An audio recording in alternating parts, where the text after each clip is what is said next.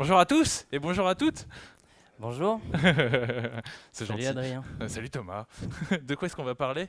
Rappelle-moi parce que je comprends rien au titre moi perso. Alors aujourd'hui on va parler d'ensemble et de mob programming.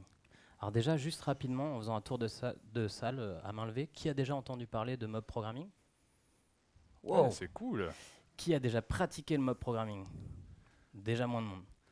Ok, est-ce que tu es chaud Adrien du coup pour nous donner une petite définition Ouais, c'est rapide? parti, ouais, pour ceux qui savent pas, et puis ça fait un rappel rapide. Donc déjà, ensemble, les mobs, c'est des synonymes.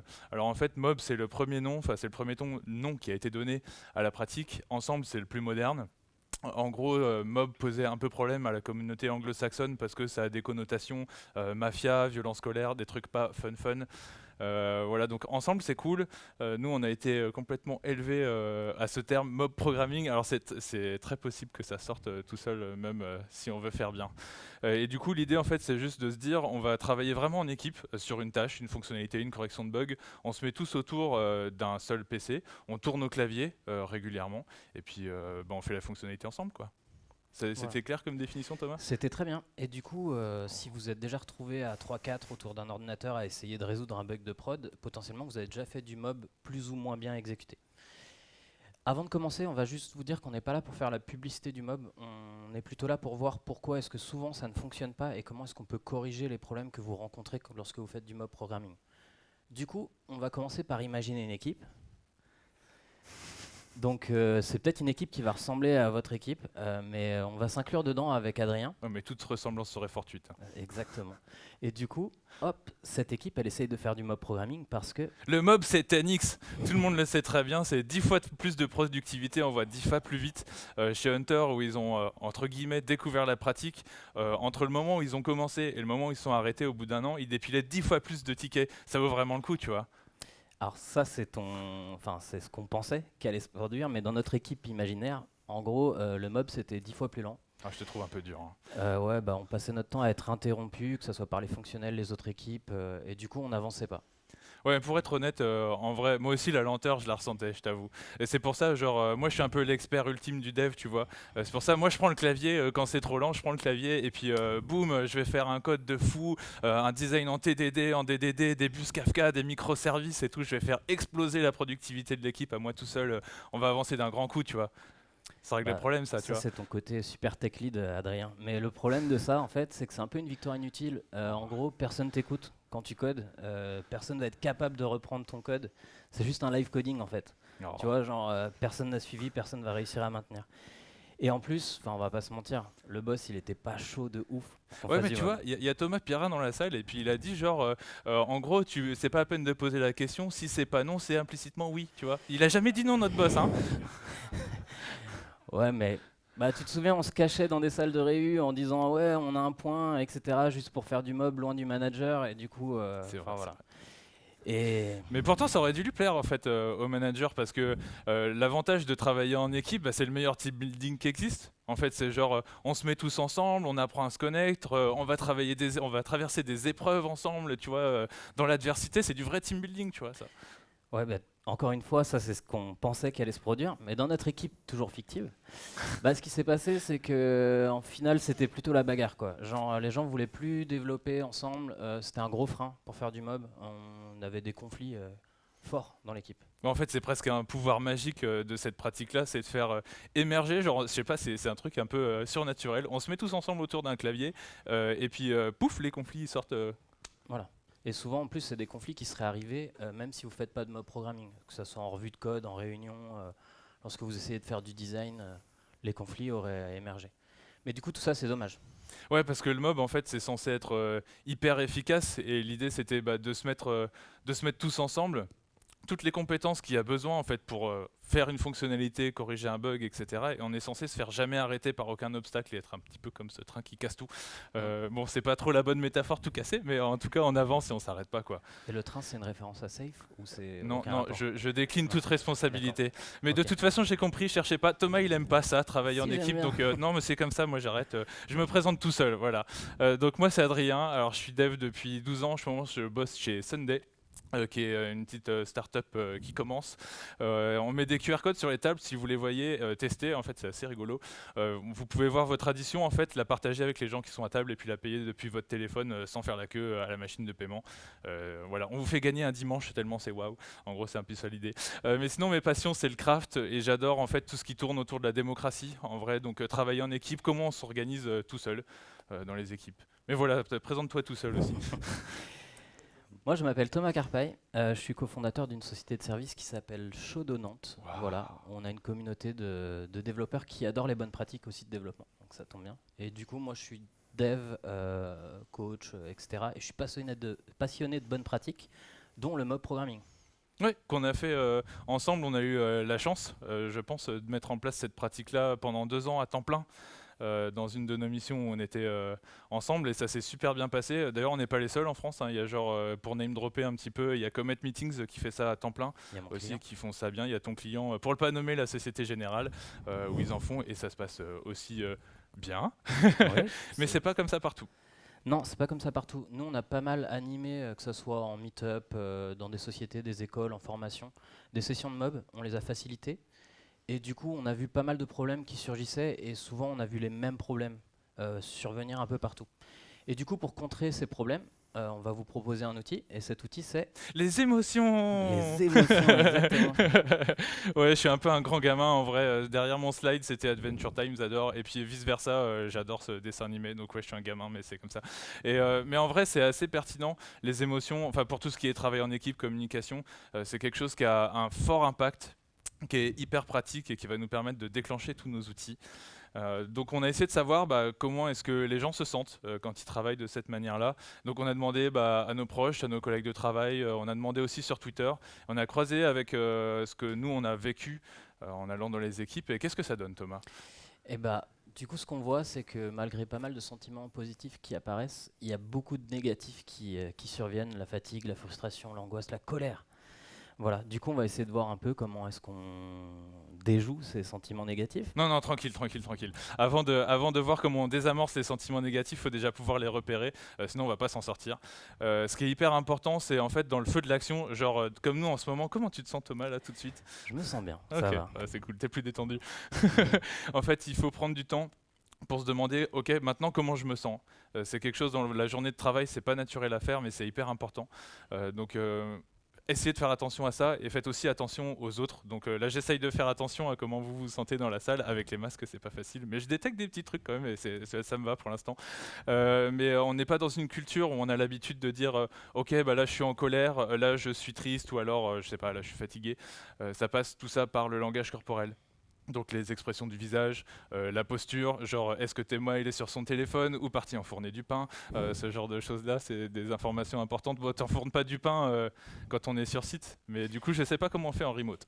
En remote, on a une perte de communication, un problème au niveau de la communication non verbale. Du coup, ça va être important déjà de faire des petites rétros, savoir comment est-ce que tout le monde se sent de manière très régulière.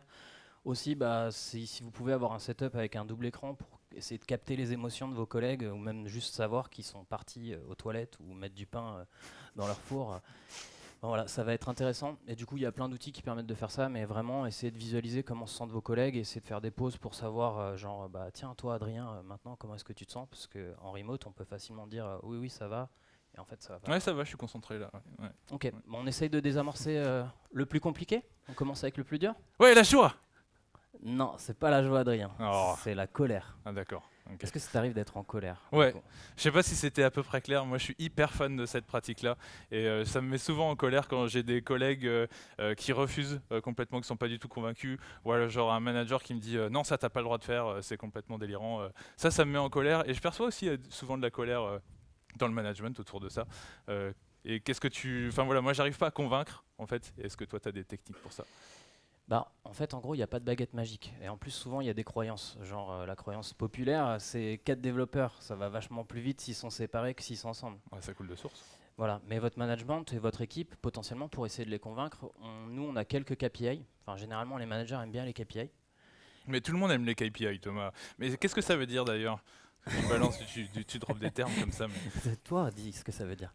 Oui, c'est Key Performance Indicator, si tu veux que je le dise. En gros, c'est juste prendre des mesures. Et en gros, on aime bien les chiffres. C'est Et, ça, on aime c'est la bien, meilleure manière de en tout parler. cas, ce qu'on vous conseille, c'est de tester, de mesurer. Et donc pour mesurer, on va vous proposer des indicateurs. Donc le premier, ça va être... Le lead time, ouais, c'en est un qui est un peu flou, mais il va être très pratique pour comparer à d'autres manières de s'organiser. Donc comparer à du dev en solo ou du dev en pair, et du coup le dev en mob, on en parlera juste après. Donc lead time, c'est le temps entre deux étapes d'un process. Ce qu'on vous conseille en fait, c'est de mesurer le temps que ça prend. Donc déclencher un chrono quand vous avez une tâche qui arrive dans votre équipe, dans les mains de votre équipe, où vous avez de quoi faire dessus, et mesurer et arrêter le chrono quand ça sort de votre équipe. Et du coup, ça vous permet de mesurer, genre par exemple, je sais pas, on commence à découper la story en petits morceaux, et puis c'est bon, tous les tests sont validés par la QA et ça peut partir en prod. Voilà, ça sera un indicateur intéressant. Est-ce que c'est plus ou moins rapide, simplement? Ensuite, on va vous proposer de mesurer le temps de correction. Du coup, lorsqu'un bug survient dans votre équipe, combien de temps, un peu sur le modèle du lead time, combien de temps ça prend à l'équipe de le corriger. Et généralement, quand la connaissance est partagée dans l'équipe, généralement ça peut aller plus rapidement de corriger un bug. En parlant de bugs, d'ailleurs, c'est intéressant de voir à quelle fréquence ils arrivent. Je sais pas vous, moi ça m'arrive très souvent. Je fais un changement, bon, je fais pas assez attention et puis je casse des trucs. C'est intéressant de voir, est-ce que ça change quelque chose, les différentes pratiques sur cette fréquence d'erreur quand vous faites des changements. Et c'est rigolo en fait, les plus attentifs auront peut-être repéré que ça c'est 3 des 4 KPI du bouquin Accelerate sur comment en gros déclencher plus de succès dans votre entreprise. Mais c'est pas tout. Non, on va avoir des KPI un peu plus subjectifs, du genre la qualité de code que vous percevez. Enfin, c'est-à-dire que à la fin d'une story ou d'un sprint, si vous avez bossé tout seul ou en équipe, essayez de noter sur une échelle que vous définissez dans l'équipe, genre une note sur 5, une note sur 20, la qualité de code que vous percevez, enfin ce que vous avez l'impression d'avoir délivré, est-ce que c'était de bonne qualité, de pas très bonne qualité, etc. Oui, sur le même modèle. Celui-là, c'est un indicateur sur lequel j'ai vraiment envie d'insister parce qu'il est hyper important. C'est posez-vous à fréquence régulière dans le cadre de l'expérience, hein, genre par exemple à chaque fin de semaine, ou ça peut être à chaque fin de journée, à chaque fin de story, ou toutes les 2 semaines, enfin sprint, ce que vous voulez, quelque chose d'assez régulier quand même.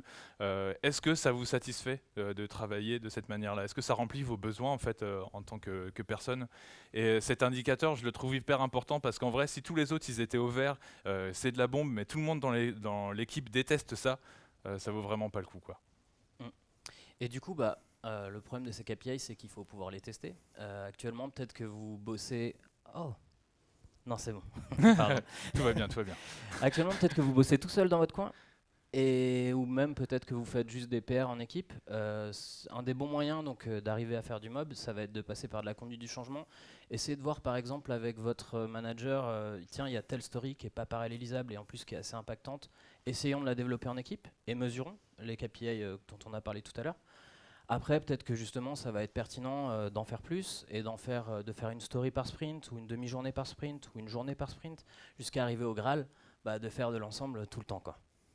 Ouais, ça c'est cool. Du coup, maintenant qu'on arrive à peu près à faire du mob ou qu'on a essayé d'en faire, est-ce que tu es content? Est-ce que tu es encore fâché? Ouais, moi ça me va. Un truc, c'est hyper pragmatique en fait. On fait une expérience, on mesure les résultats, et si on se base sur ces résultats pour prendre la décision, on en fait ou on n'en fait pas, moi ça m'ira. Du coup, ouais, moi je suis plus en colère. Mais toi? Moi, je suis un peu en colère. Parce qu'en fait, dans l'équipe, on parlait de tests, tu vois. Des tests automatisés? De tests automatisés, on discutait. Il y avait quelqu'un qui voulait faire les tests après le code. Il y a quelqu'un, c'est Roger, il voulait pas faire de tests du tout. Et moi, je voulais faire du TDD. Du tu TD vois. quoi? Du TDD. Donc, c'est une méthode de design où on va faire des petits incréments en faisant notre code. D'abord un test qui échoue et ensuite le faire passer au vert, etc. Mais je simplifie parce que c'est pas une presse sur le TDD. Oui, je sais, je risque de ne pas comprendre. Voilà. Et du coup, on campe tous sur nos positions. Est-ce que tu as une solution en fait pour résoudre notre problème dans l'équipe? En fait, parce que vraiment, ça m'énerve. Ouais, Thomas, tu as déjà le diagnostic. Et le problème, c'est ça, c'est les positions sont hyper fortes et elles bougent pas. Et ça, c'est le gros souci, c'est quelque chose qu'on a vraiment rencontré assez vite, en fait, quand on a commencé à travailler en équipe. Et on bloquait sur des bêtises, du genre, c'était pas tout à fait ça, mais c'était ce genre de truc. Est-ce qu'on met les accolades à la fin de la ligne ou à la ligne suivante? Et ça allait très vite, genre, non, moi c'est à la fin de la ligne, non, moi c'est à la ligne suivante, etc. Ça sert à rien. Et du coup, ce qu'on a trouvé comme solution, qui nous a enlevé beaucoup de colère. C'est juste quand on fait une proposition ou quand on s'oppose à une proposition, on va utiliser un niveau d'engagement. Donc à chaque fois, il faut le dire, c'est important. Donc ça va sur cette échelle-là. On a mis des phrases assez naturelles, je les trouve assez simples à sortir. Il y en a donc qui sont vraiment à des côtés opposés. Je refuse de faire ça, donc si on fait ça, je sors de l'équipe, ça va pas du tout. Je veux absolument faire ça. Si on fait pas, je sors de l'équipe. C'est un petit peu la situation là avec les gens et avec les pistolets. C'est ok d'avoir cette posture-là pour certaines choses. Moi, il y a des choses où c'est comme ça. Ouais, mais il faut vraiment pas l'avoir tout le temps, sinon on se retrouve complètement bloqué. Et nous, on a trouvé qu'en mettant ces nuances-là, ça nous aidait tout de suite. Genre, moi, je préfère avoir, par exemple, les accolades à la fin de les lignes. Mais si on les met à la ligne suivante, je vais pas partir de l'équipe. Ça va, on peut le faire et on avance et c'est cool et ça va plus vite, quoi. Et du coup, si on mettait ça en place dans ton équipe, là où c'était les pistolets, qu'est-ce que ça donnerait ? Bah, du coup, en fait, après discussion, on se rend compte que, par exemple, Roger, lui, il voulait pas faire des tests avant le code, parce qu'en fait, il en a jamais fait, mais il n'est pas du tout fermé à cette pratique. C'est juste qu'il connaît pas, quoi. Il connaît pas du tout. Et du coup, en fait, on a trouvé un compromis. Dans un premier temps, hop, ça va être de les faire avant le code. C'est un premier compromis. Après, il faut réévaluer, parce que potentiellement, dans 2 mois, vous allez peut-être réussir à amener l'équipe vers une nouvelle pratique. En plus, l'équipe, elle change régulièrement. C'est souvent une nouvelle équipe. Enfin, même vous, dans 2 mois, vous n'êtes plus le même développeur. Donc, c'est important de réévaluer en fait les pratiques parce qu'à un instant T, vous avez peut-être figé une pratique et 2 mois plus tard, en fait, tiens, j'ai vu une conf sur le TDD. En fait, tu avais peut-être raison. C'est peut-être ça qu'il faut qu'on fasse. Donc voilà, il faut réévaluer constamment nos pratiques. En parlant de changement d'équipe, tu avais des problèmes de staffing, mon petit Thomas. C'est vrai. Je t'ai trouvé un nouveau dev super qui arrive aujourd'hui, il s'appelle Eric. Ok. Ah, il y a un gros souci avec Eric. Déjà, il y a un gros souci qui est que si vous faites du mob, c'est cool d'être consulté quand on recrute quelqu'un dans votre équipe. Parce que là, il y a un problème. Alors, sur certains problèmes, c'est pas trop impactant. C'est-à-dire que s'il y a un désaccord sur une feature, Eric, il peut potentiellement sortir, faire autre chose et revenir un peu plus tard. Là, sur ce problème-là, qui est vraiment très structurant, Eric, potentiellement, va falloir qu'il change d'équipe. Ou même, dans notre métier, si ça lui plaît pas les pratiques de l'équipe, avec le marché qu'on a actuellement, peut-être qu'il ferait mieux de travailler ailleurs, tout simplement. Ouais, je m'en fais pas pour Eric, ça ira. Du coup, avec ce compromis de faire, là, tu peux faire des tests avant le code. Je sais que c'est pas exactement ce que tu voulais, mais est-ce que tu es toujours en colère ? Non, ça va. En plus, j'ai bon espoir de réussir enfin à faire du TDD bientôt dans mon équipe. Donc, en trouvant un compromis, moi, c'est cool. C'est cool, j'accepte de bosser avec l'équipe. Donc là, maintenant c'est la joie, là. Non, on va parler de peur. Ah, ok. De, je sais pas, syndrome de l'imposteur, de plein de choses. Enfin, voilà. Ouais, toi, c'est des trucs que tu ressens des fois ? T'as peur quand tu travailles en équipe de cette manière ? Ouais. Un jour, j'ai fait un mob avec Woody Zul et son frère et c'était un peu stressant. Même quand j'arrive dans une nouvelle équipe, je vous avoue que je suis pas mal stressé parce qu'on est souvent jugé. On se retrouve à coder devant tout le monde. Oui, c'est ça. Et du coup, ce qu'on a fait, c'est qu'on a mis en place des rôles dans notre équipe. Mais des rôles qui peuvent être source de peur d'ailleurs en fait. Hein. Ouais, qui sont souvent source de peur parce que là, dans notre métaphore, on a une voiture de course, on a un pilote, c'est censé être l'expert de la machine qui conduit super bien. C'est Michel Leb le type. Exactement. Et en fait, nous, on va plutôt parler... Michel Leb. Comment ça, j'y connais rien en course de rallye. T'as une très grosse culture.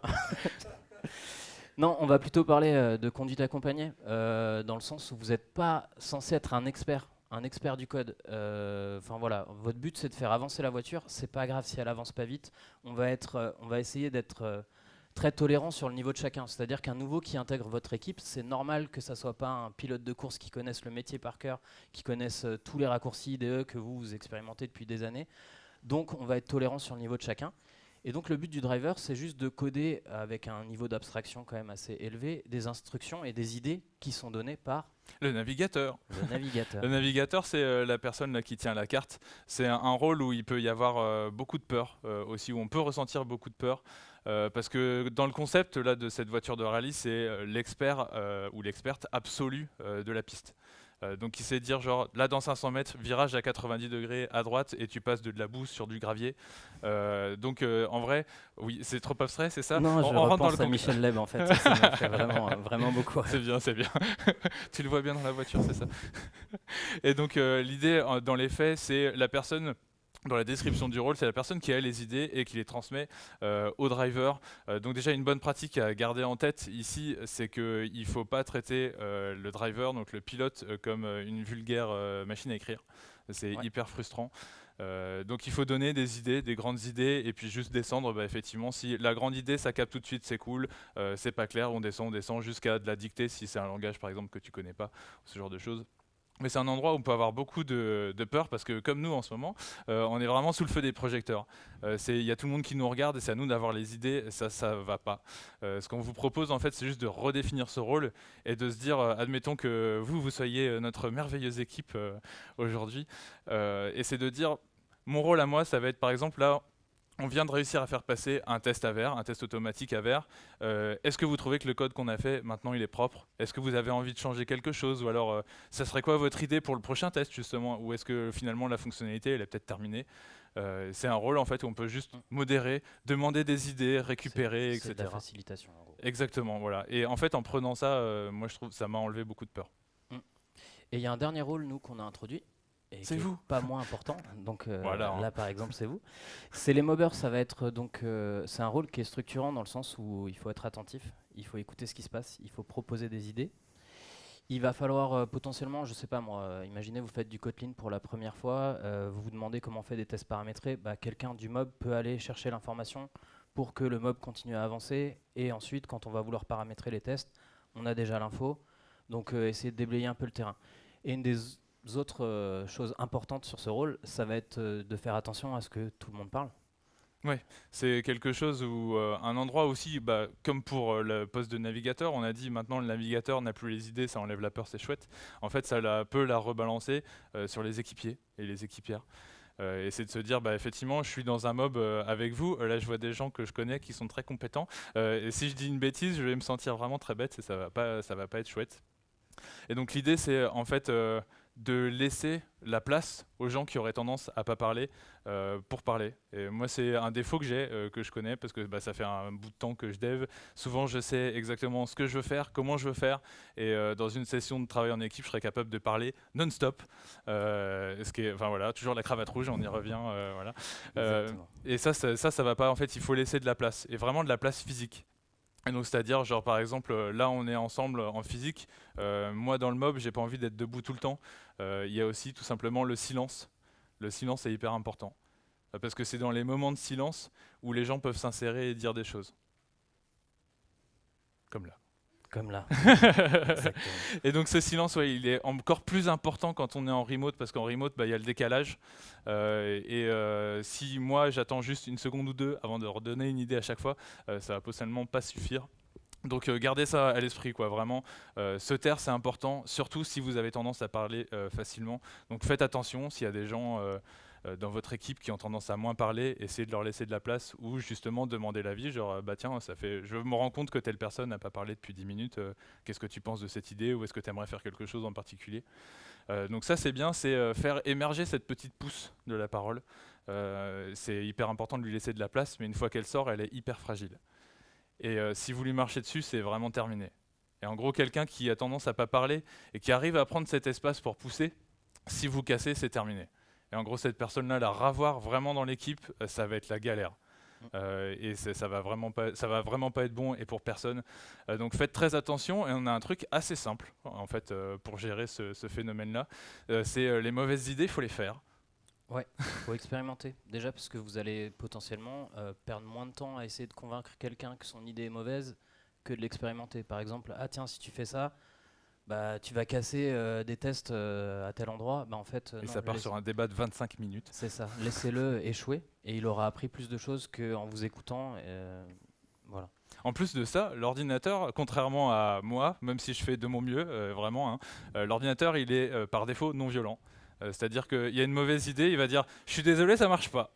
Et c'est un fait, il n'y a pas, de ressentiment, alors que moi des fois ça passe bien, des fois ça passe moins bien, je fais de mon mieux, quoi.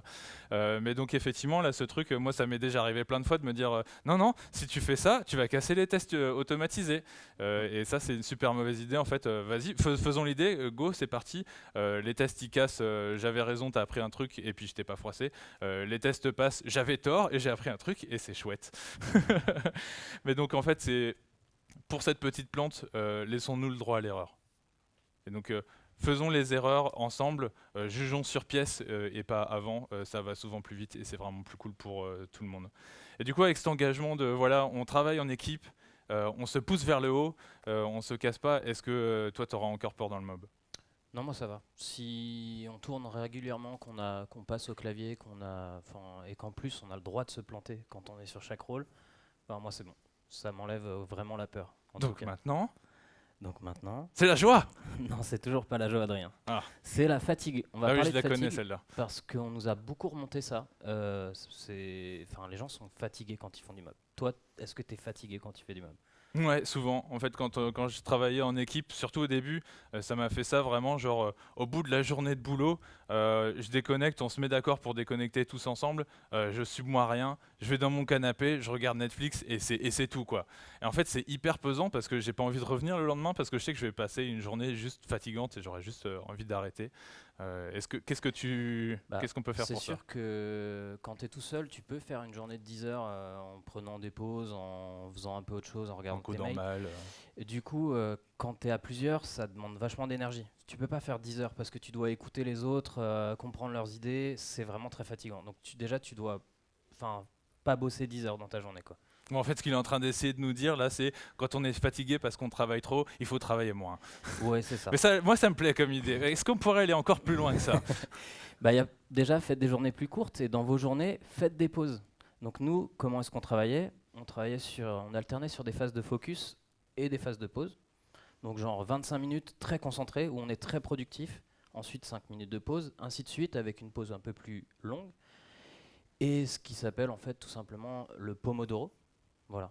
Donc en faisant plus de pauses, est-ce que tu es toujours aussi fatigué, Adrien? Non, j'ai vu un changement de fou. En vrai, c'est pas facile de s'y astreindre, je vais y arriver, à cette technique. Parce que, genre, si on se dit, il est 9h30 du matin, c'est l'heure de la première pause, en général, ça fait très très bizarre. Mais en fait, en faisant ça vraiment de manière dogmatique, cette pratique, je me suis rendu compte que, bah, à la fin de mes journées, je pouvais partir, j'avais envie de faire du sport, faire la vaisselle, faire à manger et tout, et ça, c'est cool. Oui, ça paraît ridicule comme ça, mais c'est important pour moi. Donc non, maintenant ça va, on a réglé le problème de la fatigue. Mhm. Donc là, je sais ce qui va se passer. Vas-y. Bah, maintenant, ça va être la joie.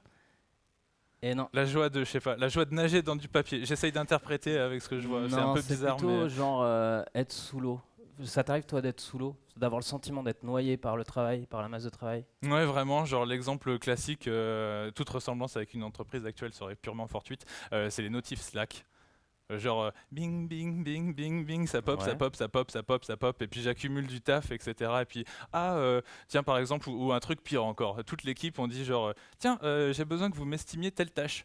Et du coup on va devoir partir tous ensemble, on va estimer la tâche, on va revenir, tout le monde aura oublié ce qu'on était en train de faire. Déjà on va être en colère à la fin de cette réunion d'estimation, on va discuter pendant 25 minutes et on n'aura pas produit de la matinée. Ouais. Et ça me pèse. Ça te pèse et en plus Ouais. ça coûte. Enfin, ce qu'il faut savoir, c'est que tout ce qui est interruption, ça va vous coûter entre 20 et 80% de plus sur votre journée de travail. Donc c'est ce qu'on appelle le context switch. Et du coup, nous, ce qu'on vous propose pour faire ça, plutôt que d'avoir des interruptions, c'est d'essayer de les décaler. Par exemple, si vous faites du Pomodoro, la méthode qu'on a vue tout à l'heure, si vous êtes sur votre cycle, il se termine dans 7 minutes, repasse nous voir dans 7 minutes, par exemple. Donc, ou essaye de passer nous voir demain après le stand-up. On est plutôt dispo parce que c'est le début de... C'est là où on lance notre journée, ou en fin de demi-journée. Enfin, en tout cas, essayez d'avoir des moments privilégiés pour les interruptions. Et voilà, et en plus ça permet à l'équipe de se préparer à cette interruption. Par exemple, si vous faites du TDD, ça vous permet de laisser un test rouge pour savoir où repartir lorsque vous allez recommencer à développer. Mais c'est pas. Enfin, tu t'es dans un modèle un peu utopiste parce que, genre, si on arrive et qu'on dit, genre, pas de bol, on a mis un truc en prod, il y a tout qui est cassé, genre, tu vas dire, attends 20 minutes, on verra à ce moment-là. Attends demain même.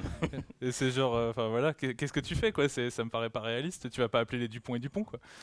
Nous, on avait mis en place des rôles dans notre mob. Donc, c'était pas Dupont et Dupont, mais c'est Ah. quand même des super-héros, Adrien. Ouais, mais Des je les très bonnes confonds. refs. Ouais. On avait inventé des sortes de... Enfin, nous, on appelait ça Batman et Robin, mais là, c'est Batman et Wonder Woman. C'est vraiment des gens qui sont dédiés à la prod, donc ils sont identifiés. Si jamais il y a un souci, ils sortent du mob, le mob continue à avancer, il reste focus, parce qu'on a toujours envie d'avancer sur notre tâche. Donc là, le mob va continuer à avancer. Là où je suis actuellement, ça s'appelle les pompiers de prod, mais c'est vraiment des gens qui sont identifiés. Voilà, ils sortent du mob, ils vont déblayer le boulot, et du coup, ça permet au reste de l'équipe d'avancer, quoi. Toi, c'est bon? Du coup, t'es toujours sous l'eau? Non, ouais, si on peut se faire des moments dédiés où je peux dépiler les trucs un peu administratifs, etc. Et puis que je sais que, bon, j'ai perdu ma journée si c'est moi Robin ou si c'est moi Wonder Woman, bon, voilà, je m'y ferai. Mais Mais au l'équipe moins, avance. ouais, l'équipe à l'avance et puis là, on est vraiment sur le train, quoi. Et ça me plaît, ouais. Ok. Donc je me sens moins noyé. Du coup, maintenant, on est joyeux. C'est la joie. Non, moi, je m'ennuie dans le mob, Adrien. Ah, Vraiment, je m'ennuie. c'est vrai? Tu t'ennuies pourquoi? C'est... Qu'est-ce qui t'ennuie dans le mob? Bah, en fait, genre, des fois, je peux passer des demi-journées, voire des journées entières sans prendre le clavier, et du coup, à faire complètement autre chose, être sur mon Twitter, mettre un gâteau dans le four, enfin, voilà, quoi. En même temps, je te comprends. Moi, j'ai vu plein d'équipes et ça m'a beaucoup surpris. Où le premier instinct, c'était de se dire, on va tourner au clavier toutes les 30 minutes. Et en fait, donc, il y avait ce qui arrivait à chaque fois. La première personne, 30 elle va au minutes, c'est long. clavier pendant 30 minutes. Donc déjà, la moitié des gens déconnectent un peu. Et au bout des 30 minutes, ah zut, on n'arrive pas à committer parce que ça compile pas. Du coup, on va rallonger le tour et puis on va le mettre à 60 minutes. Et puis comme ça, on sera sûr 60 minutes, c'est très très long. de pouvoir committer. Bah ouais, bah c'est genre dans une équipe de 5, à mon avis, tu vas pas prendre le clavier le matin. Ouais, ou peut-être même de la journée, si les tours, ils sont pas bien identifiés. C'est vrai. Ouais, c'est très compliqué. 60 minutes, c'est long. Du coup, faites des tours courts.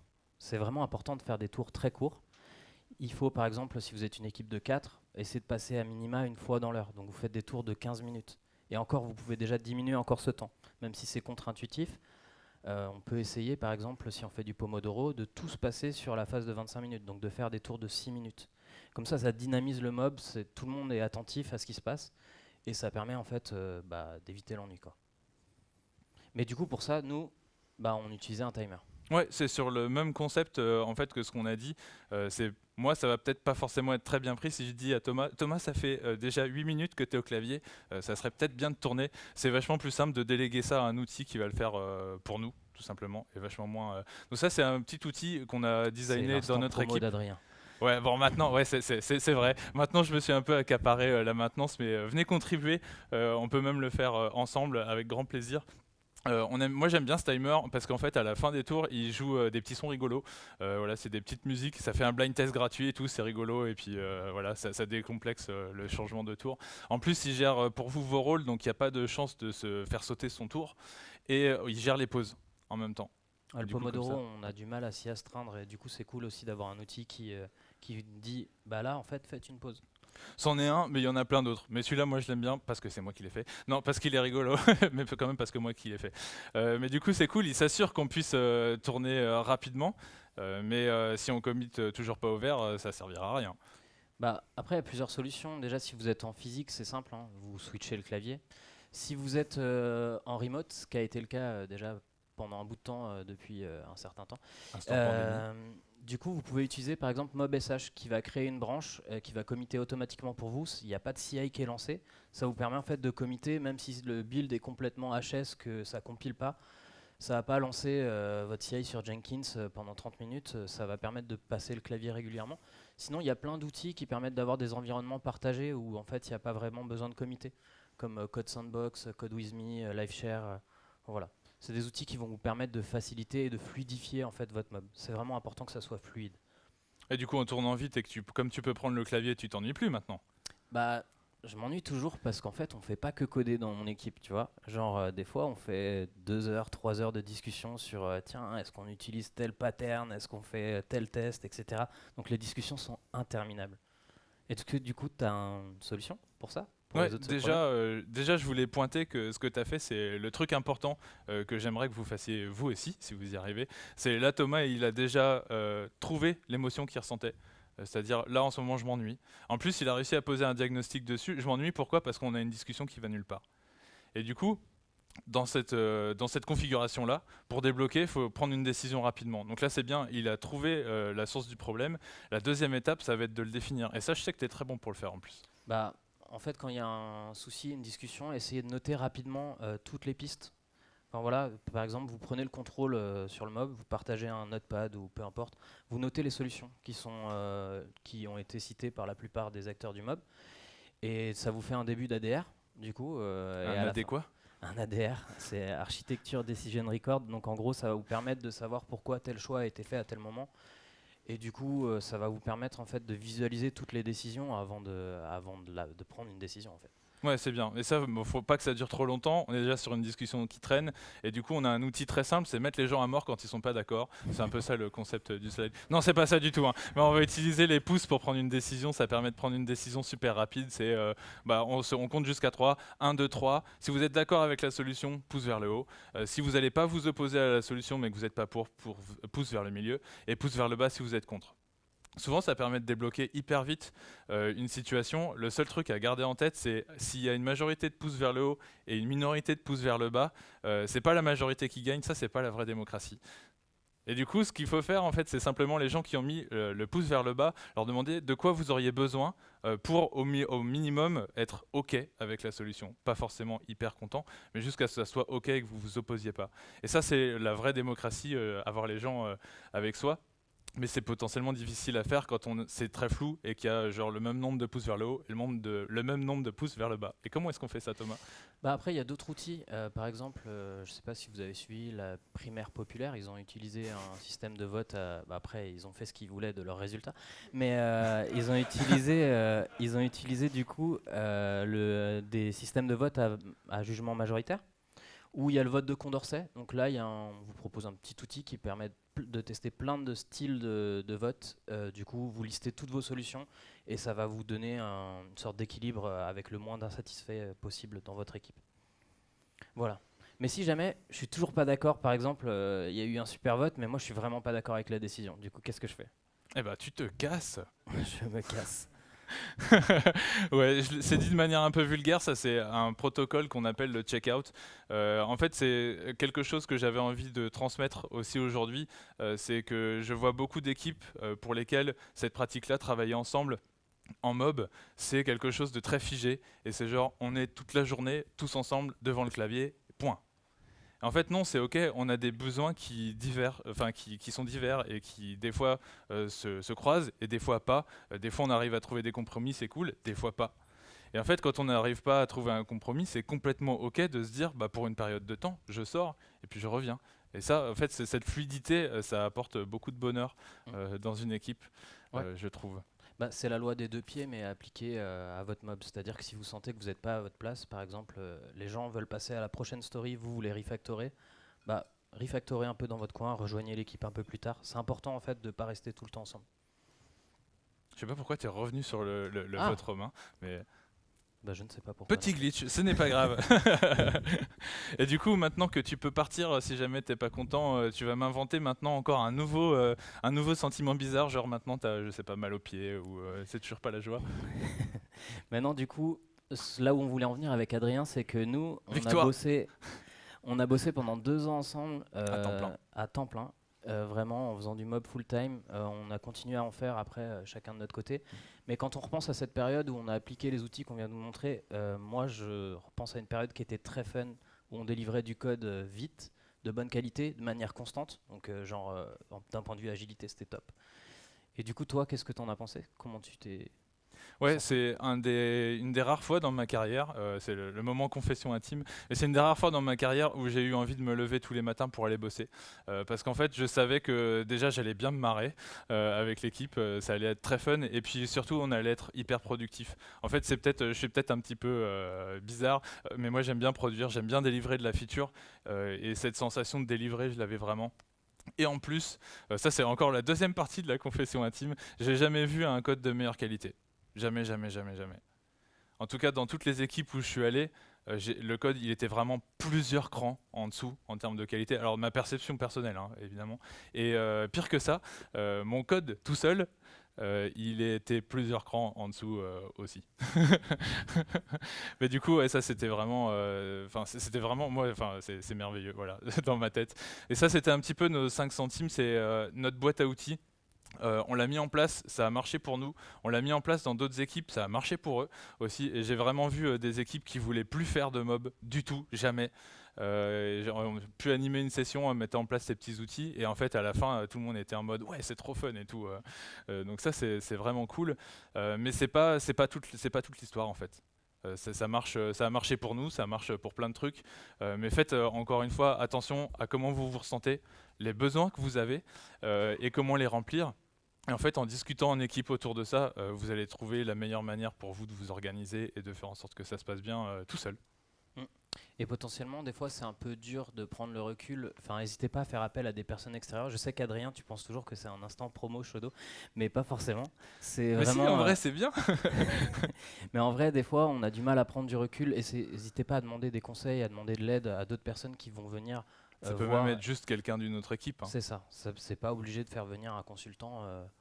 Des fois c'est bien, mais voilà. En tout cas, n'hésitez pas en tout cas, à demander de l'aide si vous voyez que ça se passe pas bien et que vous avez envie que ça se passe bien.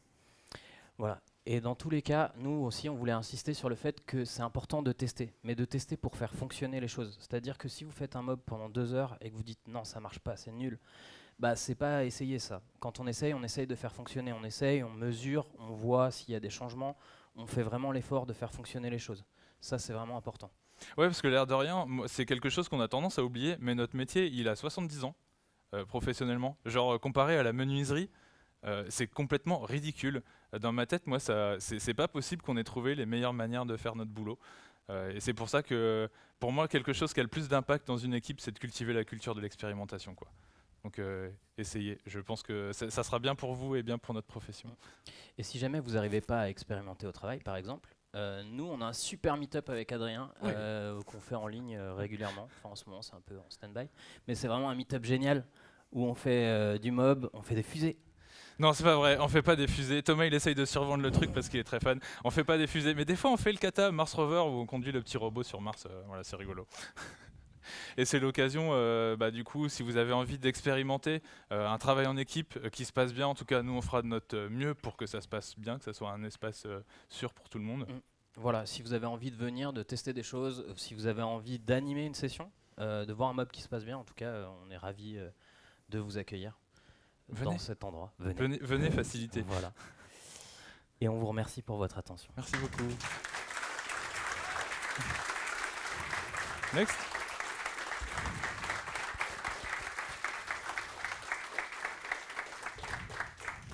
C'est le bon moment pour les questions. On avait prévu de les mettre de dire sur Twitter #mobprogramming si vous n'osez pas prendre la parole là, mais ça va être un peu chaud je pense. Mais vous pouvez quand même le faire. C'est Thomas qui relève. Voilà. Sinon, s'il y a des questions. Bonjour. Moi j'avais 2 questions. D'abord, quand vous dites du mob, à combien? Est-ce que c'est 4, 12 Alors. Est-ce que les pompiers, c'est pas toujours les mêmes? Non, du coup nous les pompiers ça roule, enfin ça tourne vraiment, dans le sens où il y a un planning, on sait que telle semaine ça change et on regarde, tiens toi ça fait longtemps que t'as pas été, on te remet en, voilà. Après moi j'ai fait du mob à 4 avec Adrien, actuellement on est à peu près 5, on est monté à 7 ça marchait moins bien, voilà, mais moi j'estime qu'une taille d'équipe de 4-5 c'est cool pour faire du mob, voilà c'est mon avis perso. Je suis d'accord. Ça répondait bien à ta question?